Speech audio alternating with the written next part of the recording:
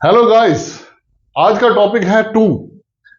आपने देखा होगा टू बहुत ही कॉमन वर्ड है जो एज ए preposition भी लगता है और बहुत सारी जगहों पर ये अलग अलग मीनिंग देता है और जिसके बगैर इंग्लिश कंप्लीट भी नहीं होती और ये मीनिंग चेंज करके रख देता है।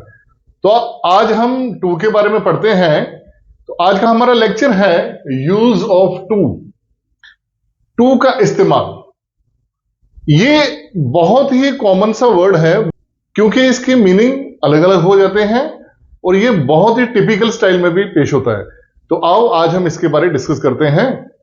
तो सबसे पहले यूज हम करते हैं डायरेक्शन, किसी दिशा की तरफ बताने के लिए।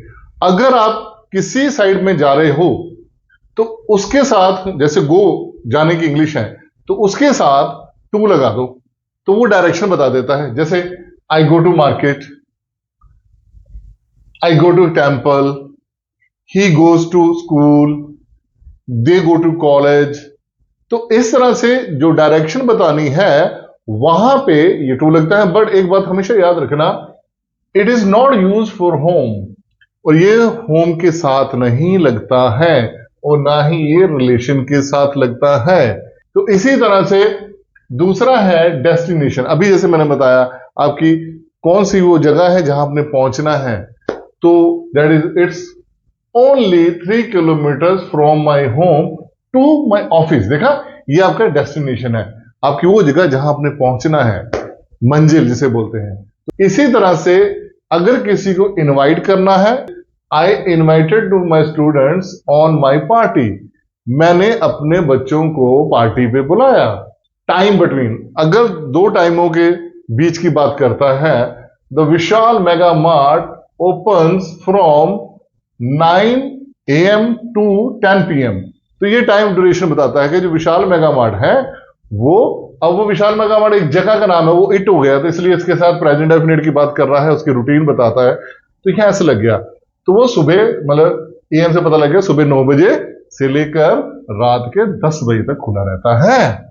इसी तरह से है लिमिट, कोई चीज की लिमिट बताता है। जैसे that bike should cost you up to 40,000 rupees, कि वो जो बाइक है ना उसकी जो कीमत होनी चाहिए ये 40,000 के आसपास ही होनी चाहिए, तो फिर तो ठीक है, तो उसका लेवल उतने तक ही है। इसी तरह से water level crossed up to, यहां पे अप टू 40 मीटर्स।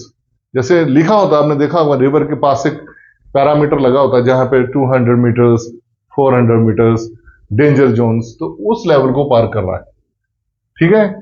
इसी तरह से टाइम, टाइम बताने के लिए जैसे it's quarter to 10, it's quarter to 9, तो 2 लगा दो समय बताने के लिए भी। और इसी तरह से प्रेफरेंस, प्रेफरेंस मतलब किसको आप पहल देते हो। जैसे I prefer milk to tea, यहां पे लोग ना ध्यान लगाते हैं कि, तो ध्यान का इस्तेमाल करते हैं, ध्यान कभी नहीं लगेगा। जैसे मैं कहना चाहता हूं कि मैं ना चाय से ज्यादा मैं मिल्क को ही ज्यादा तरजीह देता हूं, कि मैं वही पीता हूं या मैं उसको ज्यादा पसंद करता हूं। तो इसी तरह I prefer milk to T.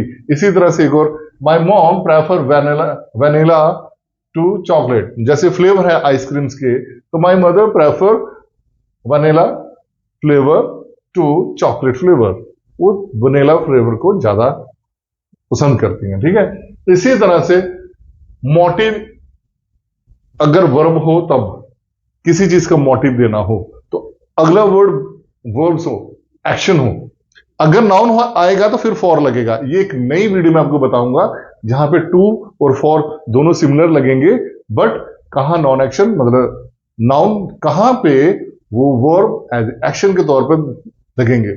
जहां ऐसे they are learning English to apply job, कि वो इंग्लिश पढ़ रहे हैं टू अप्लाई, क्योंकि अप्लाई ये भी वर्ब है, क्योंकि अप्लाई, अप्लाइड, अप्लाइड, तो जॉब अप्लाई के लिए वो इंग्लिश सीख रहे हैं।